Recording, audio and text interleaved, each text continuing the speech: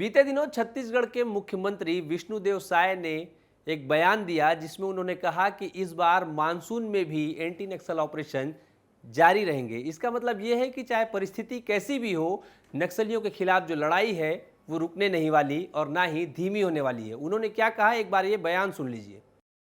तो है जिस तरह से हमारे जवान जिस उत्साह के साथ नक्सलवाद के खिलाफ में लड़ रहे हैं और बड़े बड़े इनके जैसे आपका बसव राजू है, एक तरह से इनका सबसे हेड था, पोलित ब्यूरो का सदस्य था, तो उसका न्यूट्रलाइज होना एक तरह से नक्सलवाद का कमर टूट जाना है। उसके बाद लगातार सुधाकर जैसे और भी जो बड़े बड़े इनके केडर हैं उनका न्यूट्रलाइज होना, निश्चित रूप से कह सकते हैं कि आतंकवाद अंतिम सांसें ले रहा है।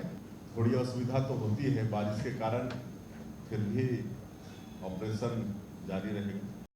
तो इस बयान में उन्होंने साफ साफ कहा है कि एंटी नक्सल ऑपरेशन मानसून में भी जारी रहेंगे। लेकिन मानसून को इतना दबाव क्यों दिया और मानसून में इतने क्या चैलेंजेस आते हैं, इन सारी चीज़ों पे बात करने के लिए हमारे साथ बस्तर से संजय ठाकुर जुड़ गए हैं। संजय भैया, मुख्यमंत्री ने दबाव देकर कहा है कि मानसून में भी नक्सल ऑपरेशन जारी रहेंगे, इसके क्या मायने हैं और मानसून इतना महत्वपूर्ण क्यों है? देखिए सौरभ, अब से कुछ महीने पहले तक की बात की जाए तो मानसून के दौरान आमतौर पर माना जाता था कि एक शीत युद्ध की स्थिति है, यानी कि ना ही नक्सली और ना ही फोर्स दोनों ही एक दूसरे के खिलाफ किसी तरह की कार्रवाई नहीं करते थे।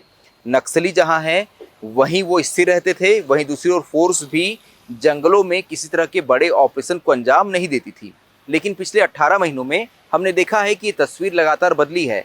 फोर्स द्वारा मानसून के दौरान भी पिछले साल हमने देखा कि बड़े ऑपरेशन को अंजाम दिया गया। और आपको 7 अक्टूबर 2024 की वो तारीख भी याद होगी जब जवानों ने दंतेवाड़ा और नारायणपुर की सीमा पर अबूझमाड़ में जाकर थुलथुली इनकाउंटर को अंजाम दिया था। थुलथुली में 31 नक्सलियों को ढेर किया था। ये ऑपरेशन भी 7 अक्टूबर को हुआ। ऐसा माना जाता है कि बस्तर में जून से लेकर अक्टूबर तक बारिश होती है और बस्तर की बारिश को जिन लोगों ने करीब से देखा है वो जानते हैं कि बस्तर में कई बार तो बारिश 3 से 4 दिन तक लगातार चलती है, यानी कि बस्तर के लोग 3 से 4 दिन तक सूरज नहीं देख पाते। ऐसे में बस्तर के मौसम में जो बारिश के मौसम में बस्तर की जो भौगोलिक स्थिति है वो ऐसी है कि इसमें किसी भी तरह के ऑपरेशन को अंजाम देना काफ़ी मुश्किल हो जाता है। जो यहाँ की नदियाँ हैं, खास तौर पे जो पहाड़ी नदियाँ हैं, वो बहुत बड़े अवरोध का काम करती है। सौरभ जी, संजय भी, आपने भौगोलिक परिस्थिति की बात की। मैं देख रहा हूँ इस समय मैप में, एक तरफ ये गढ़चिरौली फॉरेस्ट रिजर्व है और दूसरे तरफ इंद्रावती राष्ट्रीय उद्यान, और ये जो एरिया है वो बहुत ज़्यादा घना जंगल का एरिया है जिसमें अबूझमाड़ भी आता है। अबूझमाड़ जिसे छत्तीसगढ़ का चेरापूंजी भी कहा जाता है, जहाँ पर भारी बारिश होती है। ऐसे में इस जगह में बहुत सारी नदियाँ जो होती है, नाले जो होते हैं उफान में होते हैं बहुत ज़्यादा। ऐसे में यहाँ पर कितने चैलेंजेस आएंगे, क्या क्या चैलेंजेस हो सकते हैं मानसून में नक्सल ऑपरेशन करने के लिए? बिल्कुल सौरभ, जैसे कि मैप के आधार पर अगर हम अपने दर्शकों को समझा पाएं कि देखिए वहाँ पे आपको 2 बहुत बड़ी नदियाँ नजर आएगी। गढ़चिरौली की ओर से यानी महाराष्ट्र में आपको गोदावरी नदी दिखेगी और छत्तीसगढ़ और महाराष्ट्र की सीमा पर बहती हुई इंद्रावती नदी दिखेगी। ये इंद्रावती नदी ही महाराष्ट्र को छत्तीसगढ़ से अलग करती है, यानी कि सीमा रेखा का काम करती है। लेकिन यही इंद्रावती नदी जब इंद्रावती टाइगर रिजर्व के इलाके से गुजरती है या फिर अबूझमाड़ के इलाके से गुजरती है तो ये नदी जो है ये नक्सलियों और फोर्स के बीच भी एक बॉर्डर का काम करती है। यानी कि जब ये नदी उफान पे होती है तो इस नदी को पार करना इतना मुश्किल हो जाता है कि ना ही तो नक्सली एक ओर से दूसरी ओर आ पाते हैं और ना ही फोर्स नक्सलियों के पास जाके या नक्सलियों के इलाके में जाकर उनके खिलाफ बड़े ऑपरेशन कर पाती थी। तो ऐसे में कुछ महीनों पहले तक ये माना जाता था कि इंद्रावती नदी के उस पार के इलाके जो हैं वो नक्सलियों का इलाका है या नक्सलियों के प्रभुत्व का इलाका है, और इस पार का इलाका जो है वहाँ फोर्सेस ने कैंप खोले हैं और कैंप खोलने के अलावा जो है फोर्स का वहाँ पे बहुत दखल है। ऐसे वहाँ नक्सल गतिविधियाँ काफ़ी कम होती है। बस यही जो अब तक का जो परसेप्शन तैयार किया गया था कि नदी पार के इलाके का, उसी परसेप्शन को तोड़ने का काम इस बार फोर्स कर रही है। पिछले साल भी फोर्स ने मानसून के दौरान बड़े ऑपरेशन किए और इस बार तो क्योंकि देखिए अब समय बहुत कम बचा है, जो सरकार ने लक्ष्य तय किया है 31 मार्च 2026 का, ऐसे में इस दौरान फोर्स ये चाहती है कि नक्सलियों को वक्त ना दिया जाए। क्योंकि सौरभ, एक बहुत महत्वपूर्ण चीज़ ये है कि बारिश के मौसम का महत्व क्या है ये समझिए। जो नक्सल संगठन के जानकार है वो इस बात को बताते हैं कि नक्सली इस दौरान ही रिक्रूटमेंट करते हैं, यानी कि जो नक्सली नए कैडेट्स की भर्ती होती है वो नक्सली बारिश के मौसम में ही करते हैं। इसके बाद जो ठंड का मौसम आता है, इसमें उन नक्सलियों की ट्रेनिंग होती है, और जैसे ही फरवरी का मौसम शुरू होता है, यानी कि पतझड़ शुरू होता है या गर्मी का मौसम आता है, तो नक्सली एक बहुत ही खतरनाक प्लानिंग पे उतर जाते हैं, जिसे नक्सली कहते हैं TCOC, यानी कि टैक्टिकल काउंटर ऑफेंसिव कैंपेन। नक्सलियों का एक अभियान है जिसमें वो जो नए कैडर्स हैं, उन्हें ये सिखाया जाता है प्रैक्टिकली कि आपको कैसे जवानों पे हमले करने हैं, कैसे जवानों की हत्या करनी है, कैसे उनके हथियार लूटने हैं। तो नक्सलियों का सोचिए कितना खतरनाक सिलेबस है। जैसे होता है ना आमतौर पे कि बारिश के मौसम में भर्ती की जाती है स्कूलों में भी। जुलाई से जो है सत्र शुरू होता है, जैसे भी 15 जून से सत्र चालू हो गया, इसके बाद बच्चे पढ़ाई करते हैं और गर्मी के मौसम में उनके एग्जाम होते हैं। बिल्कुल वैसे ही है। देखिए नक्सली भी अपनी भर्ती करते हैं कब, ये बारिश के मौसम में, ठंड के मौसम में उन्हें ट्रेनिंग दी जाती है, यानी कि प्री एग्जाम जिसे कहते हैं, और इसके बाद जो गर्मी का मौसम आता है वहाँ नक्सली चलाते हैं TCOC अभियान। इस अभियान में नक्सली, जो आप पिछले अगर सालों की बात करें तो नक्सलियों ने सबसे बड़े हमलों को अंजाम इसी दौरान दिया। तो यही वजह है कि नक्सलियों का ये जो रिक्रूटमेंट का पीरियड है, फोर्स चाहती है उन्हें ये समय ना मिले, और जो दबाव नक्सल संगठन पे फिलहाल 18 महीनों में बना है, वो दबाव लगातार नक्सल संगठन पर बने रहे। यही वजह है कि मानसून में भी बड़े अभियान चलाए जाएंगे। सौरभ जी संजय भैया, लेकिन अगर इतना सेफ ये समय होता है जिसमें वो रिक्रूटमेंट करते हैं और अपने इतनी बड़ी बड़ी गतिविधियों को करते हैं, ऐसे में जवान अगर नक्सल के ऊपर लगातार ऑपरेशन करेंगे तो उसके लिए उन्होंने कुछ तैयारी भी की होगी। मतलब ऐसी क्या बात थी जो पिछले समय में जवान मानसून के सत्र को छोड़ दिया करते थे, लेकिन इस समय मानसून में भी लगातार ऑपरेशन करेंगे, तो इसके लिए क्या तैयारी की जा चुकी होगी? देखिए, दो चीजें हैं। पहली बात तो इच्छा शक्ति की है कि क्या आप चाहते हैं नक्सलियों के उन गढ़ में जाकर बड़े ऑपरेशन को अंजाम देना। अभी भी जवान ऐसे इलाकों में गए हैं जहां तक इससे पहले पहुंच पाना संभव नहीं था। बसवराजू के इनकाउंटर की बात की जाए तो अबूझमाड़ के गुंडेकोट इलाके में पहली बार फोर्स उस इलाके तक पहुंची थी, उस गांव तक पहुंची थी जहां बसवराजू जैसे बड़े नक्सली का ठिकाना था।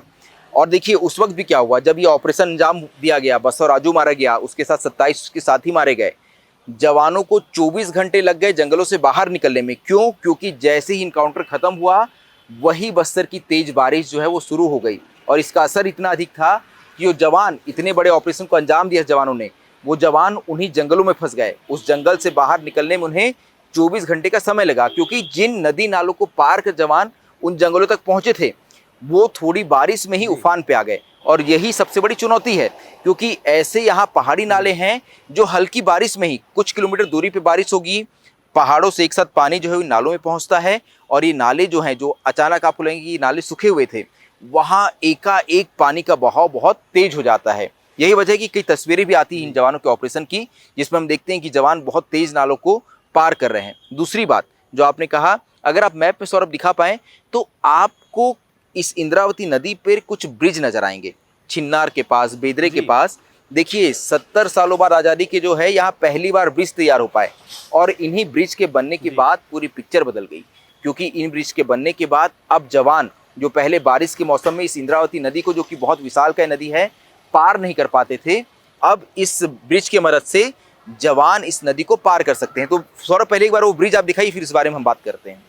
बिल्कुल बिल्कुल, मैं ब्रिज दिखा रहा हूँ संजय जी, और ये मैं देख रहा हूँ कि इंद्रावती नदी में छिंदनार में ये ब्रिज बना है, और छिंदनार में ही आसपास 2 ब्रिजेस बनी हुई है। इसे मैं दिखा रहा हूँ दर्शकों को। बिल्कुल, देखिए ये जो ब्रिज है, इसमें एक आप और खास बात देखेंगे कि बैक टू बैक 2 ब्रिज बने हुए हैं। आपने इस बात पे गौर किया? जी तो देखिए बिल्कुल, छिंदनार में ही एक ब्रिज में देख रहा हूँ, और इसके पास में ही दूसरी ब्रिज भी छिंदनार में ही देख रहा हूँ। इसका क्या कारण है? जी, जैसे वहाँ लिखा हुआ है छिन्नार ब्रिज 1 और छिन्नार ब्रिज 2। मेरे ख्याल से भूपेश बघेल उसमें सीएम थे जब ये ब्रिज यहाँ शुरू हुआ, तो जब उसके उद्घाटन पे आए तो सभी पत्रकारों के मन में भी ये सवाल था कि ये बैक टू बैक बिल्कुल करीब करीब क्यों ब्रिज दिख रहे हैं। देखिए इस नदी पे, इस चौड़ी इंद्रावती नदी पे आपको तो इस मैप में, क्योंकि ये सैटेलाइट मैप है गूगल का, 2 सीधी लकीरें दिख रही होगी, लेकिन ये कई सौ मीटर लंबे यहाँ ब्रिज हैं, और लगभग 4 से 5 किलोमीटर की दूरी पे ये बैक टू बैक ब्रिज बने हुए हैं। ऐसे में जब ये ब्रिज यहाँ बने तो हमने भी ये सवाल पूछा कि यार ये बैक टू बैक ब्रिज क्यों बने हैं इतने करीब में, आसपास एक दूसरे के। तो एक तर्क दिया गया कि बहुत मुश्किल था ब्रिज बनना, जो बन गया। अब तो यहाँ तो बना, इससे पहले ब्रिज बन ही नहीं पा रहा था। दूसरा एक तर्क दिया गया कि इस इलाके में जब रेलवे का काम शुरू होगा तो एक ब्रिज का उपयोग उसमें किया जा सकता है, हालांकि रेलवे के ब्रिज अलग बनते हैं। तो ऐसे में कुछ तर्क हैं, हालांकि ये तर्क जो है वो थोड़ा डाइजेस्ट करना मुश्किल हो जाता है। लेकिन हाँ, 2 ब्रिज बने और संतुष्टि सी बात की कि देखिए सौरभ, हम तो अभी किस पे जा रहे हैं कि मानसून में ऑपरेशन चलेंगे कि नहीं, एंटी नक्सल ऑपरेशन। आप ये समझिए कि नदी पार के जो अबूझमाड़ और इंद्रावती टाइगर रिजर्व जो इलाके हैं, वहाँ सैकड़ों गांव हैं जहाँ हजारों आदिवासी रहते हैं। ये लोग भी जब जी। ये मानसून शुरू होता है, जब बारिश, नदी में पानी भर जाता है बारिश में, तो ये लोग भी कुल मिला के मुख्यधारा से कट जाते हैं, मुख्य मार्ग से कट जाते हैं। कई कई जी। महीने ये उस नदी को पार कर आ नहीं पाते हैं राशन लेने भी। हमने कई बार ऐसी स्टोरीज की है कि ग्रामीण इस नदी को पार करने की कोशिश करते हैं और इसमें किसी तरह की दुर्घटना हो जाती है। ऐसे में इन ग्रामीणों के लिए भी ये ब्रिज जो है वो बहुत महत्वपूर्ण है। ये ग्रामीण जो है इस ब्रिज के सहारे अब कम से कम बारिश के मौसम में भी इस नदी को पार कर पाएंगे और कम से कम उन्हें कुछ मिले ना मिले, उन्हें राशन तो मिल पाएगा जो उनके परिवार का पेट पालने के लिए ज़रूरी है। तो ये ब्रिज दोनों ही तरीके से बहुत महत्वपूर्ण। इसके अलावा भी कई ब्रिज बन रहे हैं। जैसे अगर आप आगे जाएंगे तो आपको बेदरे के पास भी ऐसा ही एक ब्रिज नज़र आएगा। बेदरे ब्रिज में अगर आप जब गूगल मैप पे आप तस्वीर देखेंगे तो आप देखेंगे कि इस ब्रिज का भी काम चल रहा है। जब आप इस मैप को जूम करते हैं तो आपको नज़र आएगा कि अभी इस पे पिलर जो है वो खड़े किए जा रहे हैं। यानी बेदरे का ये ब्रिज जब बनेगा तो सोचिए आप सीधे आप कहाँ पहुँचेंगे, आप पहुँचेंगे इंद्रावती टाइगर रिजर्व के नक्सलियों के बहुत ही कोर इलाके में, उस इलाके में जहाँ नक्सली सबसे अधिक मजबूत हैं। और इसी इलाके में अभी आपने ध्यान दिया होगा कि बीते दिनों सुधाकर और भास्कर ऐसे बड़े नक्सली जो है वो मारे गए। और ऐसा माना जा रहा है कि अबूझमाड़ में क्योंकि फोर्स ने काफ़ी अंदर तक पहुंच बना ली है, ऐसे में इंद्रावती टाइगर रिजर्व के इलाका जिस पे अब तक एक भी कैंप नहीं खुल पाया है, यही नक्सलियों का सबसे सुरक्षित ठिकाना है। यही वजह है कि इस बार फोर्स चाहती है कि बारिश से पहले नक्सलियों की सबसे सुरक्षित ठिकाने को भी पूरी तरह से ध्वस्त कर दिया जाए। सौरभ जी, लेकिन संजय भैया, मैं अभी देख रहा हूँ इंद्रावती टाइगर रिजर्व जो होगा और एक तरफ मैं देख रहा हूँ गढ़चिरौली फॉरेस्ट। तो इन दोनों के बीच की जो क्षेत्र है वो घने जंगल के क्षेत्र है जहाँ पे बहुत सारे छोटे छोटे नाले भी हैं जो हमेशा उफान में रहते हैं। सिर्फ ऐसा नहीं कि इंद्रावती और गोदावरी नदी। ऐसे में कितना ज़्यादा मुश्किल होगा जवानों के लिए इस चैलेंजेस से निकल के आना और सफल ऑपरेशन भी करना। देखिए, फिलहाल जो गृह मंत्रालय ने लिस्ट जारी की थी जिसमें उसने बताया कि फिलहाल देश में 6 ऐसे जिले हैं जो अति नक्सल प्रभावित हैं। सीएम साहब के उस बयान को भी ध्यान देना चाहिए कि देश में 77% नक्सलवाद जो है वो छत्तीसगढ़ में है और 23% नक्सलवाद जो है वो देश के अन्य हिस्सों में है। ऐसे में ये जो 6 जिले अति नक्सल प्रभावित हैं उनमें से 4 जिले जो हैं वो छत्तीसगढ़ बस्तर में हैं, जिसमें सुकमा, बीजापुर, नारायणपुर और कांकेर है। अब देखिए, बीजापुर, नारायणपुर, कांकेर, इन तीनों ही जिलों की बात करें तो ये महाराष्ट्र से बॉर्डर से लगा हुआ जिले हैं। इसके बगल में ही गढ़चिरौली है। गढ़चिरौली वो 5वां जिला है जो अति नक्सल प्रभावित है। 6वां जिला है झारखंड का पश्चिम सिंहभूम। ऐसे में ये जो 4 जिले हैं जिसमें हम कांकेर, नारायणपुर, बीजापुर और गढ़चिरौली की बात करते हैं, ये जो जिले हैं इनमें आपको 2 बड़ी नदियां नजर आती है। पहली इंद्रावती और दूसरी गोदावरी। ये दोनों ही नदियां जो है ये आम तौर पे यहाँ नक्सलियों को और फोर्सेस के बीच बॉर्डर्स का काम करती है और इन्हीं नदियों को बारिश के वक्त में पार करना बहुत मुश्किल हो जाता है। बहुत ही विशालकाय नदियाँ हैं ये। ऐसे में नक्सलियों ने इसी बात का फ़ायदा उठाया और इसके बीच का ये घना जंगली इलाका जो है इसे अपना सबसे मजबूत ठिकाने के तौर पे नक्सलियों ने इसे डेवलप किया। अब यहाँ पर फोर्स ने क्योंकि लगातार अपने कैंप खोले हैं, इस इलाके में फोर्स की पहुँच बढ़ी है। साथ ही इस इलाके में सेंड्रा एक जगह है जहाँ महाराष्ट्र के द्वारा पुल का निर्माण किया जा रहा है। ये पुल भी जब बन जाएगा तो छत्तीसगढ़ और महाराष्ट्र की बॉर्डर जो है जिसे नदी अब तक रोकती थी उसे भी आवाजाही उसमें संभव हो पाएगी। ऐसे में नक्सलियों का एक और जो सेफ पैसेज है वो भी खत्म हो जाएगा। तो देखिए, जो ब्रिजेस यहाँ बन रहे हैं उनका काफ़ी महत्व है। इसके अलावा जो मैंने बात कही कि जवानों ने अपनी रणनीति में बड़ा बदलाव किया है, यही वजह है कि जो प्राकृतिक चुनौतियाँ आती जवानों के सामने, नदी नाले तो हैं ही जो बहुत ही उफान पे आ जाते हैं। इसके अलावा क्योंकि आप बस्तर से ही, सुकमा से हैं, तो आप जानते हैं कि बस्तर में जो जहरीले सांप हैं, जहरीले जीव जंतु जो हैं वो भी बहुत बड़ी चुनौती है। हमने बीते दिनों सौरभ ये स्टोरीज कई देखी, हमने कई कहानियाँ ऐसी की, हमने ऐसी कई खबरें भेजी जिसमें हमने देखा कि जवान सांप के काटने के शिकार हुए हैं, जवान मधुमक्खी काटने के शिकार हुए हैं। तो ऐसे में जवानों के सामने ये प्राकृतिक चुनौतियाँ भी हैं। इन्हें पार करते हुए जवानों का इन इलाकों में ऑपरेशन चलाना काफ़ी मुश्किल हो जाता है, लेकिन इसके बावजूद हमने देखा पिछले साल भी जवानों ने बड़े ऑपरेशन चलाए। एक और इलाके का जिक्र कर दूं, वो भी आप मैप में दिखा देना। छोटे बेटिया, कांकेर का आपको इनकाउंटर याद होगा, आप उस इलाके में गए भी थे रितेश भैया के साथ, कि हापा टोला में जो इनकाउंटर हुआ था, याद है आपको सौरभ? जी उसमें जी, आपने बिल्कुल ध्यान दिया बिल्कुल होगा याद है। कि छोटे बेटिया से जैसे आप आगे बढ़ते हैं कोटरी नदी पड़ती है, जहां बेचा घाट आंदोलन चल रहा था। ध्यान है आपको? उस नदी को जी हम पार करते हैं बाइक से, और वो सूखी नदी जी थी, उसको पत्थरों डाल करके उस सूखी नदी में एक ब्रिज बनाया गया था, जो बहुत ही काम चलाऊ ब्रिज जी था। हल्की बारिश भी होती तो ब्रिज बंद हो जाता। देखिए, बेचा घाट आंदोलन क्यों चलाया जा रहा था? ताकि उस नदी पे, कोटरी नदी पे ब्रिज ना बन पाए, क्योंकि जब तक वहाँ ब्रिज नहीं बना था, ऐसे में ये माना जाता था कि जैसी बारिश होती है और उस नदी, कोटरी नदी भर जाती है, तो नक्सली बिल्कुल छोर तक आ जाते हैं। उस छोर तक आके नक्सली वहाँ से इशारे करते थे, यानी कि वो इतने आश्वस्त थे, उनको पता था कि जवान तो नदी पार करके आ नहीं पाएंगे। और देखिए, जवानों ने अब तक नदी पार कर कोई कैंप भी डेवलप नहीं किया। इसका कारण भी यही है कि जो 3-4 महीने बारिश के होंगे, उस बीच अगर पुल यहाँ नहीं बना है तो ये इलाका पूरा कट जाएगा। अगर आप वहाँ उस इलाके में किसी जवान को रखते भी हैं, तो जवान जो है वो 3-4 महीने तक मुख्य मार्ग से कटे रहेंगे। ऐसे में उन तक अगर किसी भी तरह की सामग्री पहुँचाना है, या अगर आपको बैकअप पार्टी पहुँचाना है, तो आपको सिर्फ और सिर्फ हेलीकॉप्टर का उपयोग करना पड़ेगा। यही वजह है। तो मैं इसलिए ये जी समझा रहा हूँ क्योंकि आपने उस इलाके में आप गए हैं, उस इलाके में आपने ग्राउंड रिपोर्ट की है, तो आप समझ जी पाएंगे। जी। जी। तो संजय भैया क्या लग रहा है कि मानसून का जो ये समय है जिसमें जवान लगातार अपने जान पर खेल के ये ऑपरेशन करेंगे, क्या लग रहा है इतनी सारी समस्याओं के बावजूद, क्योंकि एक तरफ जहाँ पे लगातार बारिशें होंगी, नदी नाले उफान में होंगे, वहाँ पर सांप बिच्छू, अलग अलग जहरीले कीड़े मकोड़े, इन सब के भी चैलेंजेस होंगे, तो इन सब के साथ साथ क्या जवान सफल ऑपरेशन करने में सफल हो पाएंगे, क्या लग रहा है बिल्कुल, आपको? देखिए, जवानों की इच्छा शक्ति की बात है। दूसरी बात, हमने देखा है कि जवानों ने अपनी रणनीति में बड़े बदलाव किए हैं।